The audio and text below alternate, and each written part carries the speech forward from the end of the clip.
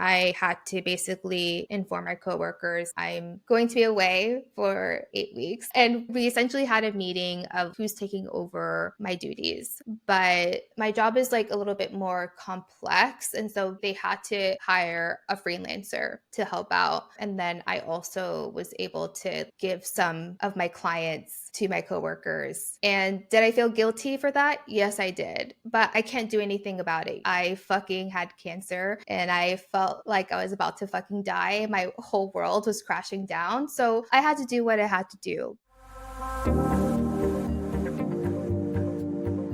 Hey everyone, welcome to season 3. This is Shauna. And this is Rosalina, and we're your hosts for Too Young for This Shit podcast. This podcast is not just about boobs, but our journey with cancer.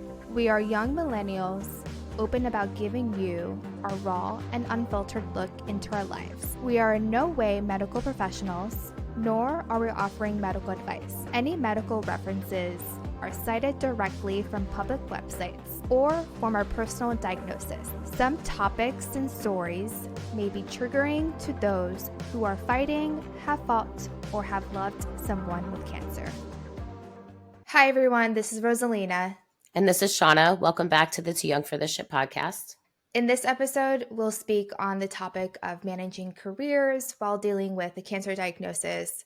I believe it's a conversation that deserves more attention, as so many people face the challenges of trying to show up for work while going through one of the most traumatic experiences anyone could ever go through. We'll be discussing our personal experiences, and I hope this episode provides direction, comfort, guidance, and inspiration. I wish that I had this type of resources to listen through someone who's talking about how they navigated their career. So I wanted to provide this episode for anyone who's in the same position. Before we get started, I want to briefly mention to the listeners what we do. So I'll just go first. I have a 9-to-5 job. I work from home. I have a desk job, and I am a senior marketing analyst for a retail company.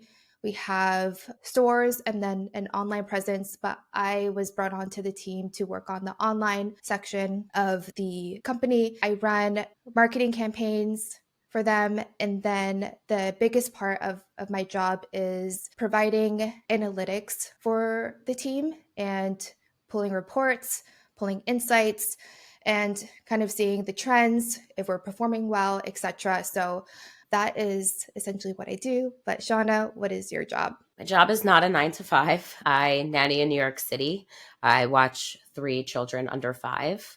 My job is a little bit different. I'm also their household manager, so I'm constantly just keeping everyone organized. I do everything pertaining to the kids, whether it's like school pickups, making them meals. I do their laundry, not the whole family, just the children. I take them to activities, schedule play dates, plan birthday parties. I kind of just do it. Anything that's related to the children is kind of on me.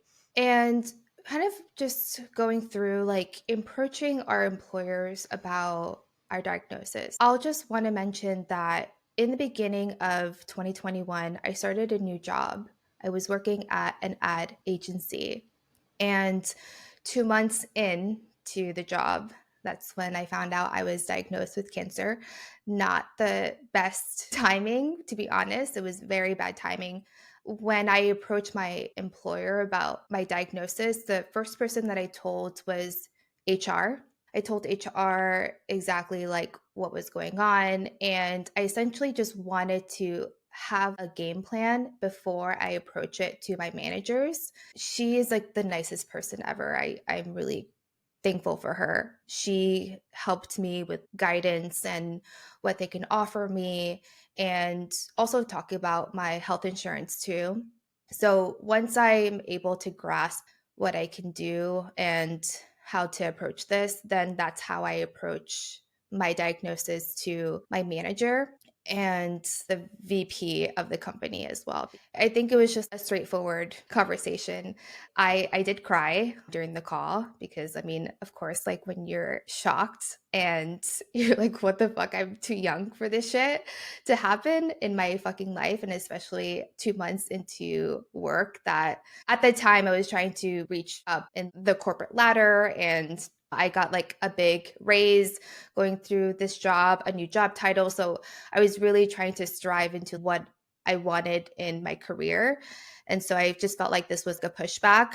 I think in terms of how my manager took the news, yes, she was like empathetic, but her vibe and everything just was a little off. And of course, she mentioned that she'll be there for me for anything that I need. But I don't know. I wanted more like someone who's like more caring and more concerned, but her personality was just the same all throughout. In terms of my coworkers, because I was just so new into the job, my coworkers were just unaware. I didn't tell anyone. I wanted to just maintain that control over that personal information. And I'm such a private person, except for I'm literally telling like everything that's happening to me on this podcast. But if you know me outside of this, I'm very, very private and I like to keep it that way. So with my coworkers, I didn't mention it to anyone. But Shauna, how did you approach your boss? So obviously, I'm like working in someone's home with someone's children. It's like a very personal setting. I actually waited until I knew my plan before I disclosed to my bosses. My boss had an idea because I did have to keep like taking phone calls from the hospital. I did have to go have a biopsy where I wasn't able to lift a child for. I didn't tell her where the biopsy was. I just said I had to go just get something checked out, but I wasn't able to lift the baby at the time. So I think she kind of knew what was up, but was just waiting for me, I guess, to feel comfortable enough to share. In my sense of control, I wanted to know all the information, then approach them, and then almost come up with some sort of a plan. Because in my head, I thought I was going to be able to work through treatment, like we were going to figure it out. I was going to push through. I told her once my surgery was scheduled, like I had dates planned, things I needed to be back in the city for. Because at that point, I was working on Long Island. It was still like it was like COVID, so they were still quarantining out on Long Island. So I had to obviously tell them, but I did wait quite a bit. I mean, it was at least 6 weeks before I told them anything. Yeah, that's like very different from my approach. I felt like I had to talk to the HR manager first, have a plan, and then I told them like the next day because I felt like that was some sort of information that I really needed to tell them, especially to protect myself too.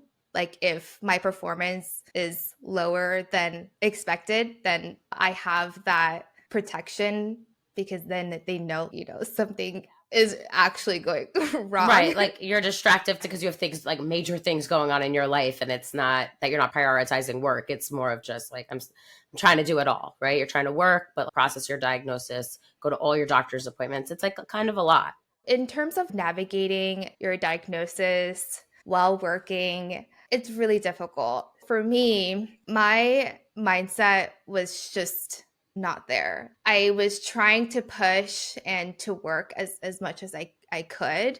Work was a distraction for me in some cases. Once I kind of figured out what my staging was, what my surgery plan was, and all of that, I think work was like a little bit better in the sense that I don't have to think about my diagnosis. But if you listen to like season one and how I mentioned that I was in Seattle at the time, and then when I received the call about my lymph nodes, that they reread the results and that I had lymph node involvement, that's when all hell broke loose. And I essentially just reached out to my manager and I said, listen, I received some horrible news. I basically said that horrible news and I fucking need to take some time. Luckily, with my job at the ad agency that I was working at, we had unlimited PTO. I took a week off to just get back to my thoughts and figure out what to do with myself and my health. I was different because I got the call that my biopsy came back and it was breast cancer, and I was in the bathroom at work. And it was just me. My one boss was working downstairs, my other boss was in the kitchen, and the baby was in the living room. And I remember like I had prepared myself for the worst, but I remember having to look in the mirror. You ever give yourself those like mirror pep talks where you just have to like stare at yourself in the mirror and be like, all right, you got this, pull it together. So I walked out of the bathroom and I did tell my boss like a few weeks after I had, disclosed everything. I said, I found out in the bathroom here. They had called me and I took the phone call and I just came out and continued working. continued playing with the baby. But I had to rein it in because at that point, I didn't disclose that to them. Like, I didn't come out of the bathroom saying, oh my God, I just got a breast cancer diagnosis. So I remember, like, I wanted to take time off, but I also couldn't because I also knew I was going to have to take a lot of time off for all of these doctor's appointments. So I actually just stayed at work. So, talking about taking time off, I was very new into this company, into this job. And if I didn't have the HR person kind of guiding me through the process, I feel like I would be a little bit clueless in what to do. And essentially, she helped me with, okay, so you moved to California, because that at that time I did, because you just started with this job, you don't qualify for hour leave and you don't qualify for California family medical leave. But you did work in Washington, and Washington does have a family medical leave as long as you have a friend or someone that you can basically say that you quote unquote live there, you could potentially get paid leave. It was very wise, of course, for her to tell me that. And also, not everyone is that compassionate and like wanting to help, you know what I mean? And so that's why I'm saying like I'm really thankful for her because she helped me figure out a game plan. I did reach out to a friend in Washington who I babysat their cute little daughter. I think she's 7 years old now, which is crazy Aw. because I babysat her when she was a baby. They basically like it was a thing where they like shoved the baby in my arms and hey, like I would love for you to babysit her, even though I had no skill sets whatsoever. But I was able to manage it for them just so they could go on dates. I did it just so they could just have time for themselves. But I was able to reach out to them. They were super helpful. I told them exactly what's happening, and I was able to use their address because they were the only people that I really trust in them receiving any paperwork that I have. I wouldn't say the same thing with my other friends. I'm sorry, but you have to choose wisely. No, 100%. You know what I mean? So I was able to take family medical leave and calculate exactly how much I'll be able to receive. In some states, they don't offer paid, but in the state of Washington, California, I think also New Jersey, but I'll link all the states that have the act so you can kind of see like which one provides paid and which one provides unpaid. But I took 8 weeks off for my mastectomy surgery because I really wanted to take time to recover. And I wasn't really sure exactly if I was able to get back to work as soon as possible after my surgery. So, with the family medical leave, you can take up to 12 weeks and you can use it in like different ways. So, you can take all the 12 weeks or you can use some for 1 month and then another for other months. So, I eventually did use the rest while I was going through chemotherapy. With my health insurance, because that was another big problem, is that I was getting drowned with payments that I already had to pay for the biopsy, for the ultrasound, for the MRI. My company's health insurance sucked ass. My deductible, I think, was like $7,000, and my out of pocket maximum was about, I think, 12 or 15K. It was ridiculous. Brian and I actually had a talk, and I didn't know this, but through his insurance, as long as we were living together, he was able to add me. I thought like you had to be a wife, you had to be married, but that it was not the case through his employment. I was able to switch my health insurance to his, and his health insurance was absolutely amazing. His deductible is $300 That's incredible. and his out of pocket was 2,400. So I was like, this is a godsend. This is amazing because I already owed like 5K over the 2 weeks that I was having exams. I had the biopsy 2 weeks. So I'm so glad that I was able to be on his insurance before surgery date, because that shit would have been so fucking expensive. Yeah. It's so funny because I also got a domestic partnership to be on Matt's insurance. We like went to City Hall and did the damn thing. And we kind of also forgot that we did it. Like we didn't tell anybody. I think I told my dad like a year later. I don't even think he knew. And everyone's, oh my God, you guys got a domestic partnership? You're basically married. I'm like, and I make a joke. I'm like, we didn't do it for love. We did it for health insurance. It's like our running joke now. So, Yeah. I mean, that's incredible. That's like an insane health insurance plan. Matt's isn't Yeah. that good, but that Brian, that's a good one. Yes. But the suckiest part about being in a domestic partnership is the imputed income. So because we're not married, we had to pay, essentially we had to pay extra for me to be on the health insurance. So I think our imputed income was $700 per month. That's mine. Yeah. Okay. So it's probably the same then. I was on his insurance just for the remainder of my active treatment. And then once I got into a new job, which I'll explain later, that's when I switched over to my company's insurance. Because the imputed income, I mean, yes, the insurance was really great, but I cannot be drowning in the $700 payments every month. Oh, it kills me. It hurts.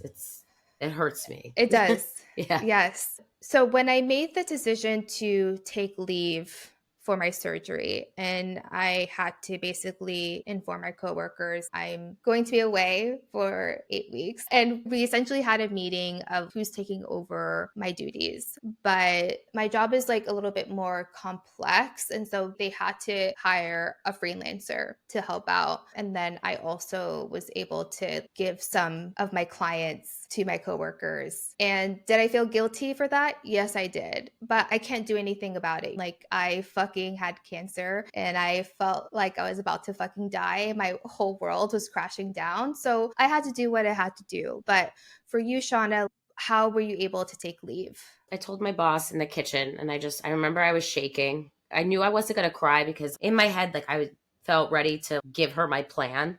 I was going to try to like work through treatment. In my head, I was going to make this work. And I told my boss and my boss just started, she just bursted into tears. She just felt so bad for me. Like it was See, like, that's the reaction I wanted from my manager. no, it was like she kept looking at me. She's going, I'm so sorry. Like, I'm sorry. I can't stop. I'm like, it's okay. It's okay. I'm like, I've cried so much. I said, I totally get it. I think she hugged me too. At the same time, I had an unbelievable amount of guilt because my situation now affects their family, right? It affects them. Just, I mean, not, I don't want to say just as much as me, but it disrupts their life. So I've had a ton of guilt.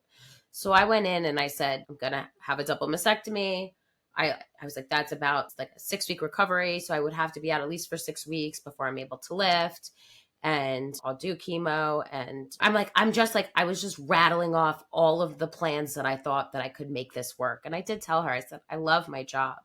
I don't want to lose my job. I love my job. I'll figure out how to make this work. And she was kind of like, please don't worry about this right now. Take care of yourself, which was the nicest thing. It really was like, I don't think she expected that news when I was like, I just want to like talk to you guys and kind of like present my plan. And I don't think that's the news she expected, I was going to say. So it was a very, very sweet moment. So for like a couple of weeks, they were so good about every time I had to go into the city for doctor's appointments. It was like not a big deal. They were so supportive.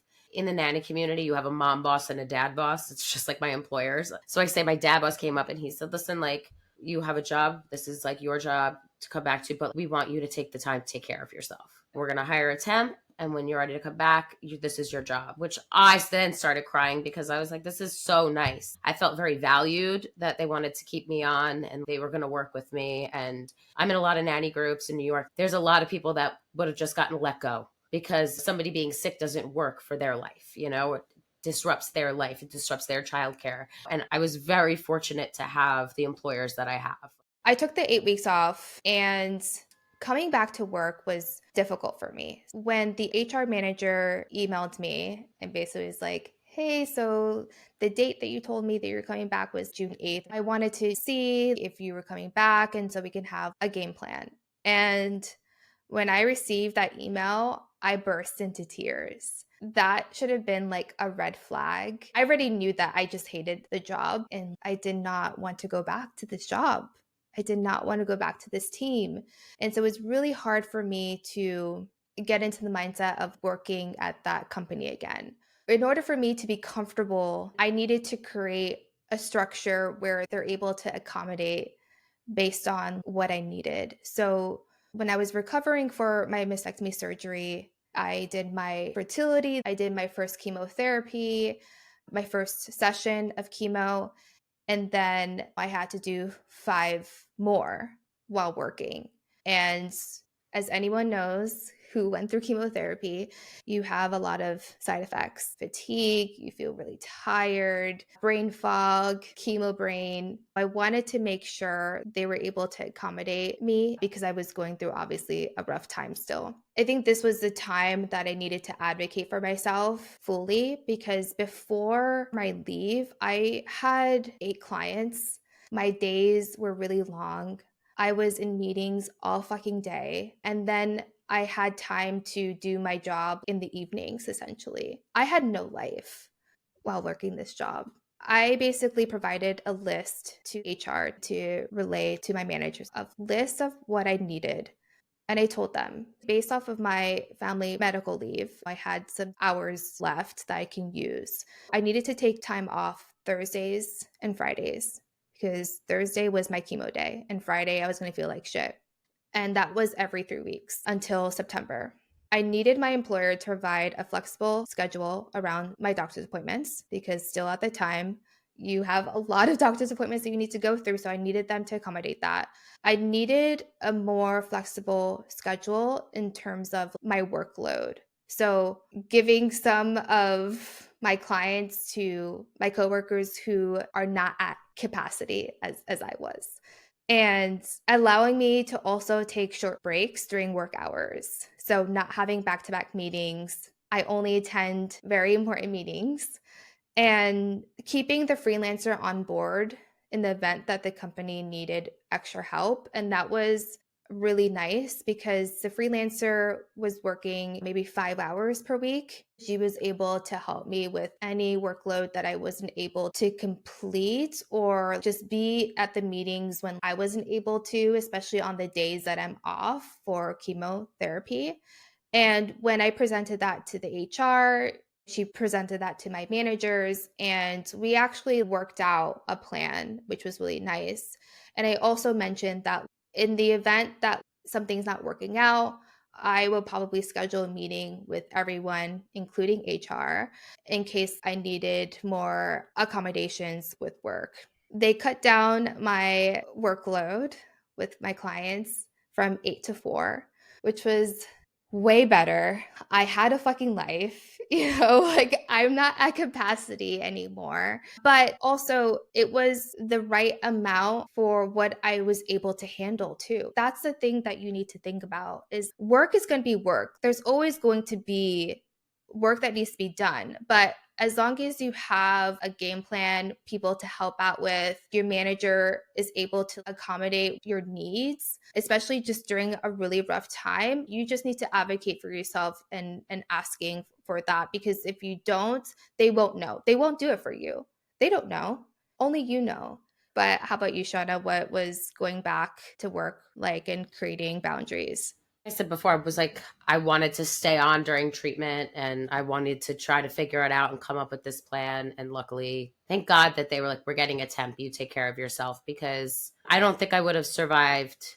At that time, my boss was pregnant too with a baby due while I was like in the middle of treatment. I don't think I would have been able to do it all, to be honest. And because I work with children who are constantly sick, it kind of also put me at a risk of getting sick while I was immune compromised. So I was actually grateful that I didn't have to put myself in that position.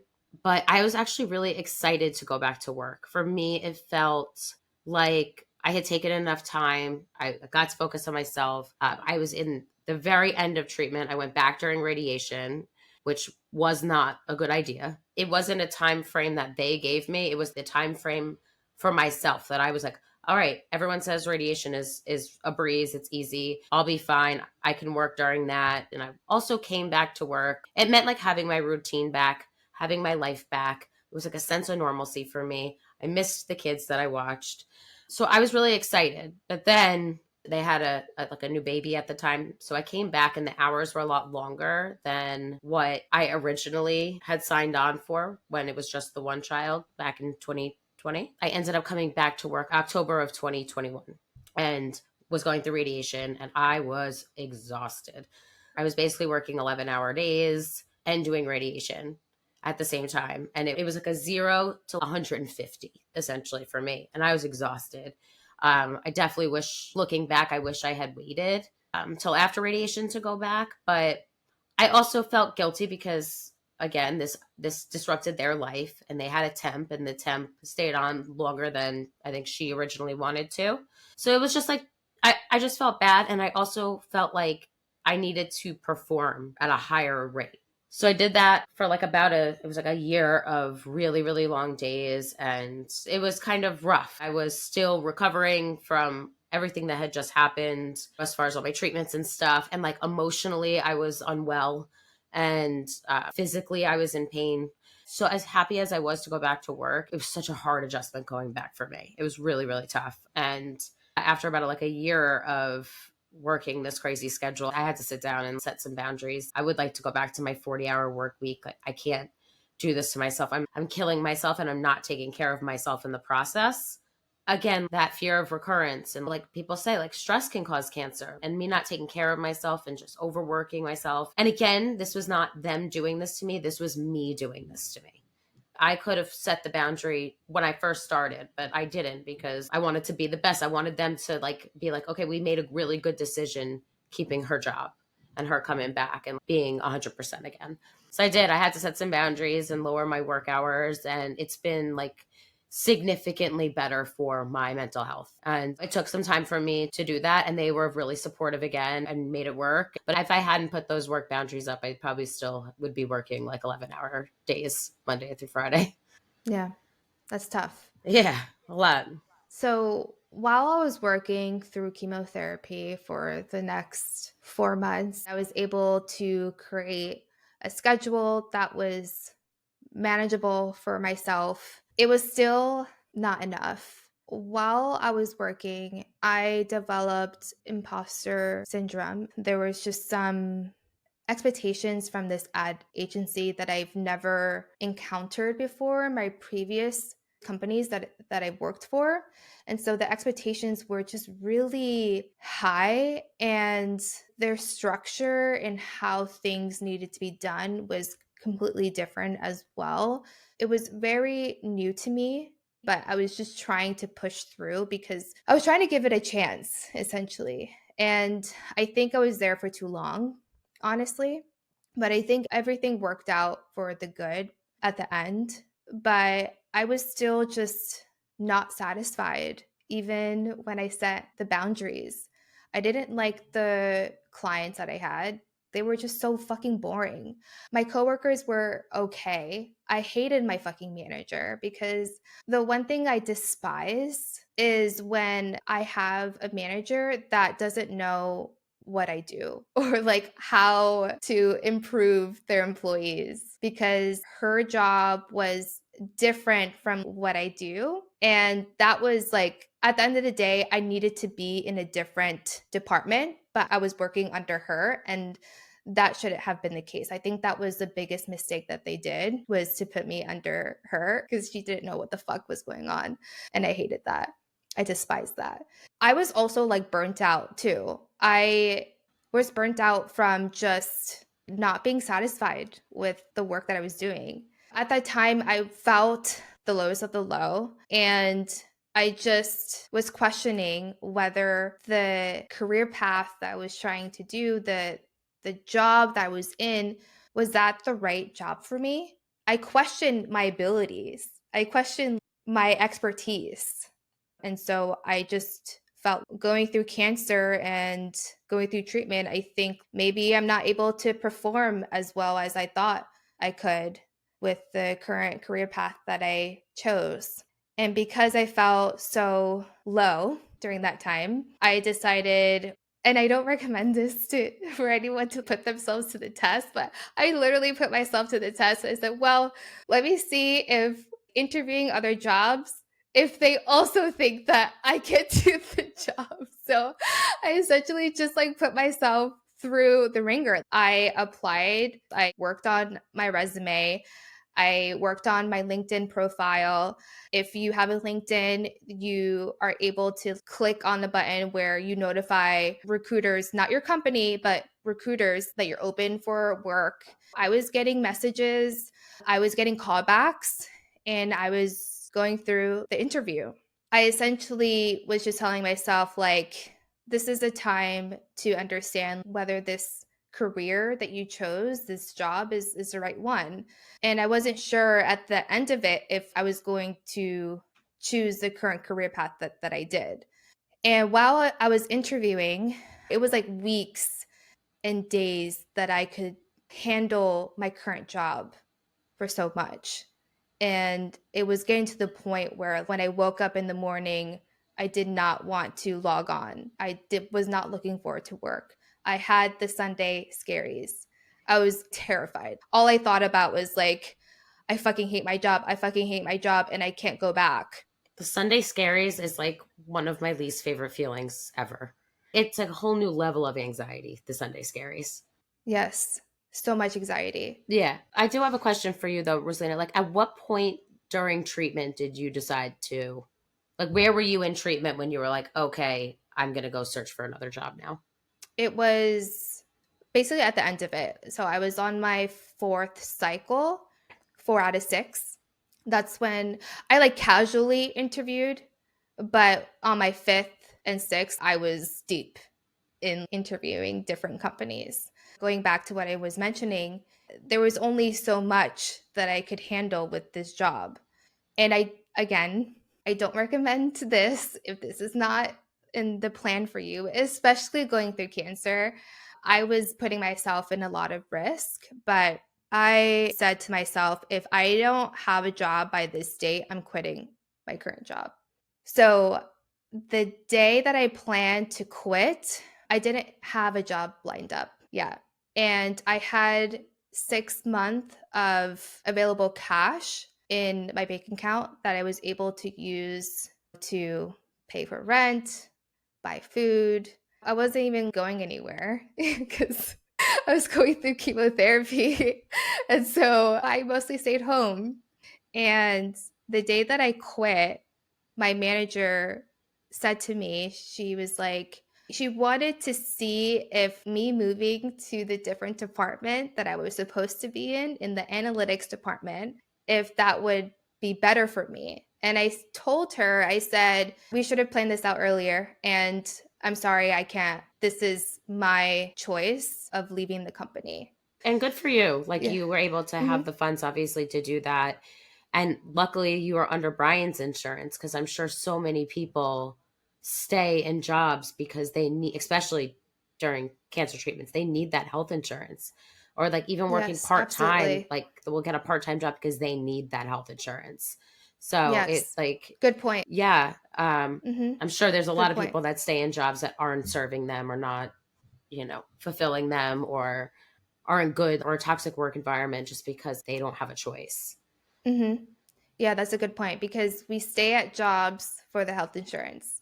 And I think that shouldn't be the case. I think that there needs to be some change in that because it's unfair, especially when someone's going through fucking cancer and they can't fucking stand their job. That's the last thing that you don't want going not right in your life. When I quit my job, I didn't have anything lined up. And miraculously, I got a job offer the same day after I put in my 2 weeks at my current job, which was crazy because usually for me and my track record before I had cancer, I would go through a lot of job interviews, but I would only get one job offer. But this time around, I got my first one. Then, like, I reached out to other companies that I interviewed and I said, hey, I have a job offer, blah, blah, blah, because that's what you need to do. You need to pressure them. to Hmm. say, like, if you want me, like, you need to send me an offer rather quickly. And so another one came. So I had 3 job offers, which, first of all, I was like, whoa, this has never happened to me before. And also I was like, damn, am I that good? The test that I was doing to myself. In this case, it worked. I was trying to see if other people thought I could do the job, and they did. They saw something in me. And I chose a company that I felt like I could grow in. I really loved my manager, the VP, and I felt like I could really learn something and to also expand my skill sets too. Because with the current job that I had with the ad agency, I just wanted to leave the agency life for one. And also, when you work at agencies, you're kind of narrowed down to one level of expertise. And when I migrated over to this other company, I was able to expand and to learn different levels of marketing that I was hoping to gather. I felt like a dream come true, essentially. I was able to leave the job, and I was able to go in and work this job, I think 4 weeks after. So I took some time off in between. But like to give your notice and then get a job offer the same day, the universe was on your side. I think That was so. a good Yeah. sign. Yeah. Yeah, it usually doesn't happen, I'm telling you, but this time around it did. Going through just your job post treatment, Shauna, how's it going? I've set boundaries, which has been great. There's another child, so it's like a lot of work and it's a lot of being all over the city and a lot of walking, and it's 3 under 5. So there's just like a lot of big feelings all day long. It's exhausting, but I love, absolutely adore the kids that I nanny for. I love them so much. I think everyone has like a bit of the Sunday scaries sometimes after a weekend of just, oh, I got to go back to my routine. It is a lot for me at times. And there's days where I don't feel my best. There's still days where even like chemo brain, like I feel sometimes like that, like I still have like lingering chemo brain effects where I'm like, I can't remember what I have to do, or I can't remember what I came in this room for, or I can't remember what the plan is for the day. But we have a calendar, so we're all on the same page. We try to stay really organized. We have our systems. So post treatment, it's just there's always, especially with kids, like school just started, so it's like a whole new different routine that I have to learn, and different activities and different. It's going to be a little different for me, but going back, it still feels like good, and I like the routine. I like the normalcy of being back at work. Not every day is great, but I have to say, I am fulfilled by my job. Yeah, I'll also say I'm fulfilled with my Yeah. job I too. was going to ask you that before. I think you were lacking that fulfillment in your old job. Like as far as your new job now, if you had to give a percentage of how much happier you are at this job from your last, what would it be? Or on a scale of 1 to 10, 10 being the happiest. Yeah, I would say a 9. That's great. I don't have Sunday scaries, which I'm sorry for anyone that does, but I really don't. I don't have Sunday scaries. I don't wake up to work being like scared, because I think the most important thing and what I've gathered through my experience is that when you have an amazing manager and amazing coworkers, your job doesn't suck. You are able to go into work and be like, I just love the environment that I'm in. And so the last job, the environment just was off. For me, it was toxic. When I started my new job, I did not tell my employer about my cancer diagnosis. And I wanted to keep that a secret because for me personally, one is none of their business.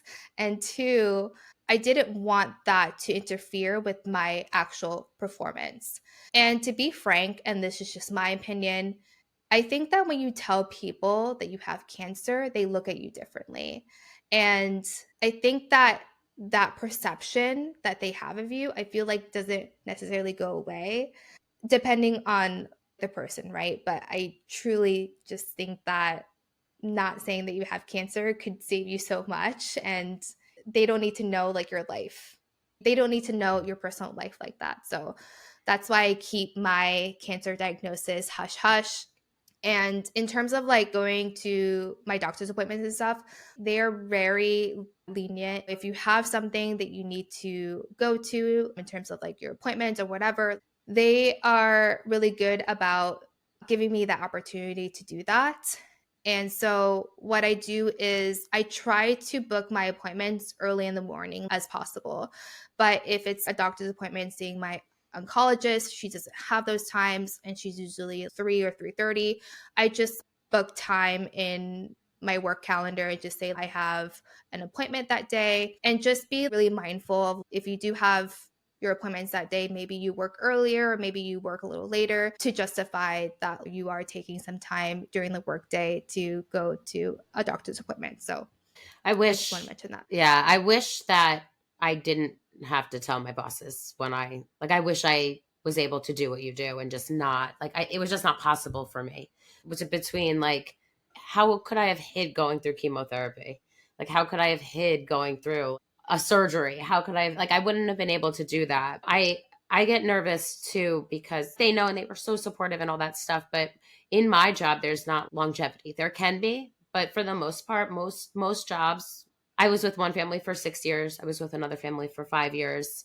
And once the kids kind of age out, it's time for a new job, which I actually kind of like. I've loved all my nanny families. I talk to all my nanny kids. I see all my nanny kids. I have that relationship, but it's kind of nice to have like the next thing kind of come up and it's just new and it's changed and it's all of that. But I don't know if I'm going to have, when the time comes and I do have to find another job, I'm going to have to ask my employer to not mention my breast cancer diagnosis. I've been having like a very difficult time with this. I almost feel like I'm damaged goods in the sense of, even though I'm in remission, is that going to prevent me from getting hired? Is somebody not going to hire me because, like, oh, what if her cancer comes back and this disrupts our family dynamic? Discrimination is a thing. Is Even though people say that they don't, they do. Exactly. And I get it. I do understand. I think it was the artist Pink. She had a nanny and the nanny ended up passing away from cancer and her daughter was severely grieving and all of this stuff. I could see somebody also not wanting to put their kids in a situation if it does come back or then they have to go through the process of finding a new nanny. I feel, yes, that it's discrimination, but I hate that I feel like I'm technically now damaged goods and it's something I'm working through in therapy. And so that's my one thing I'm going to have a discussion about. But I think about that all the time.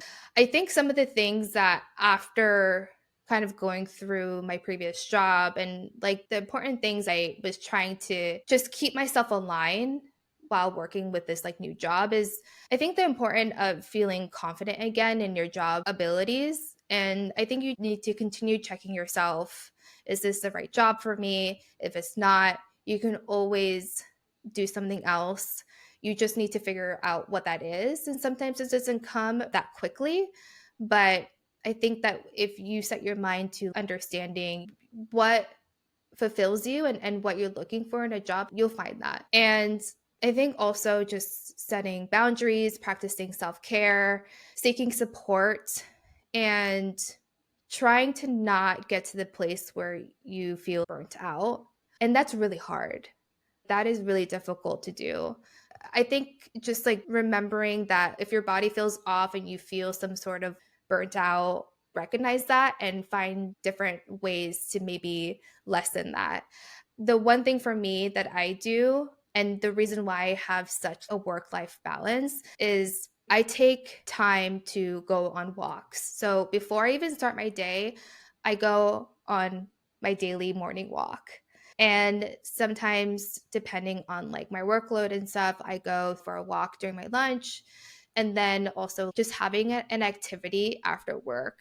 It's really difficult sometimes because you're like, I'm so fucking exhausted. I don't want to do anything else. But just having a class or a hobby that you can look forward to, I think also is really important and something to incorporate as well so you can have some sort of balance. I think also my new approach after cancer is slowing down too. There are days, especially with the current medication that I'm on, I feel fatigue. Sometimes I get, again, chemo brain still to this day. And I sometimes have trouble concentrating. And I think for me, just not putting so much pressure on myself. The one thing that I've noticed is in meetings, as long as you're contributing to something. At least as long as you say something, you've accomplished being there and putting your thoughts in with the team. But the other part is doing the job that you were hired to do. If there are weeks or maybe a month where you're like, I don't feel like overperforming, just have that balance there. Yeah, I agree with this. I think sometimes the bare minimum is your best that day. There are days where I am off. There's days where like, oh, I'm not feeling great and I don't want to take time off because that disrupts their entire family dynamic for that day. If there's a day I'm not feeling great and I'm like, I'm going to push through and go in, sometimes the bare minimum is my best for that day. And I'm okay with that. And then there's days where I'm like buzzing around and I'm doing more than I should and I'm overperforming and I'm over that. And that's okay too. But like on the days that I'm like not feeling my best, I try to recognize that the bare minimum that I'm doing my job, but it's not going over and above. Is if that's my best for the day, I'm okay with that. Yeah, absolutely. Just wrapping this up, I just want to mention this that first off, if I was the person who's going through chemotherapy again, the thing that I would do differently is learning about my rights. I luckily had an HR person letting me know what my rights are, but I think you really need to know your rights. ADA Act and the family medical leave. The one thing I would say is the family medical leave help protect your job and helps protect like when you come back you have the same salary, the same benefits, you still be able to maintain your health insurance and they can't fire you. Where if you take leave through your employer's program, that could be a little different. You need to read the fine prints. And so that could be a little gray area there where the family medical leave is there to protect people. If you're in that position to take that, do it. And I think also, I just wanted to mention this. There's no need to feel any shame when making your choice to prioritize your well being while managing your job, your health, like having a job to maintain health insurance, along with just going through cancer, which is the worst fucking thing that anyone could ever go through. And that could be whether you're returning to work with adjusted hours, working more part time, or resigning without a new job again, or resuming a full time work because you love your job, you love your coworkers. And I think at the end of the day, remember your rights and remember to prioritize self care. You have the same rights as anyone else in the workplace, and you should be giving an equal opportunity, regardless of whether or not you tell people at work that you have cancer. And I think also I want to mention the additional support and resources. I would like to highlight Triage Cancer and Careers in Cancer. Triage Cancer offers a free legal and financial navigation program, providing one-to-one assistance across different areas, including employment and the disability insurance. And just by looking into these resources, I feel like it could empower you to take the confident steps forward to your journey. Lastly, I hope that you've gained some sort of insight from this episode. And if you have any questions, you can always reach out to any of us. I am definitely willing to help with anything that you need. I am a very busy person, but if you need help with your resume and such, I will be happy to take a look at it because I know how difficult it is to be at a workplace that you are unhappy with. And so I always want to see people in their happy places and be in a place where they're essentially just, like I said, happy in being where they are. So if you have questions or anything, just don't be afraid to reach out. I also want to mention too, like I'm essentially a household employee, so I'm a domestic worker. There is services for domestic workers. It's called the National Domestic Worker Alliance, and you can contact them for any information if you lose your job because of a medical issue or how to navigate employment and family leave and all that stuff through obviously like household jobs like nannies, chefs, drivers, things like that. So that's also a link we'll put in the show notes if anybody wants information on that. A very special thanks to our podcast producer, Bethany Allard, and our podcast editor, Ayla Anderson. Thank you all for listening and supporting our podcast. Sharing our stories with you has been incredibly healing for both of us, and we hope it helps other women in their journeys through breast cancer. Ladies, if you enjoyed this episode, please share it with your friends and fellow breasties. Help us reach more women by subscribing and rating us on Apple Podcasts, Spotify, and now on YouTube. You can follow us on Instagram at TYFTS Podcast and email us at tftspodcast@gmail.com. We love hearing from you guys, so shoot us a message. We will link any resources from the episode in our show notes.